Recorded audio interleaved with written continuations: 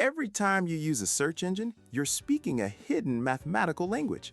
Typing cafes and open now, not Starbucks, isn't just a command, it's a precise instruction built on set theory, the logic that powers modern probability and computer science.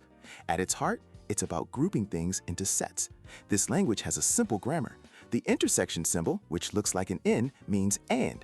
It's the overlap, finding what's in both set A and set B. The union symbol, which looks like a U, means or. It gathers everything in set A or set B. A simple memory trick. N for and, U for union. We visualize this with Venn diagrams. The key to solving them is always the same. Start from the inside and work your way out. First, you must fill in the intersection, the shared middle ground.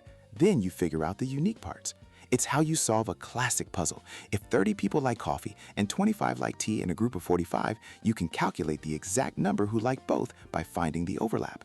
This logic scales up. 3 circle diagrams handle 3 overlapping categories, creating 7 distinct regions. It's the method a doctor might use to find the intersection of 3 symptoms in a medical database. It's also how Netflix targets you.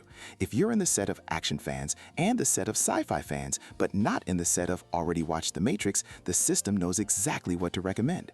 So this isn't just abstract math. Set theory is the invisible engine that filters the chaos of data, delivering the specific answers we need every single day.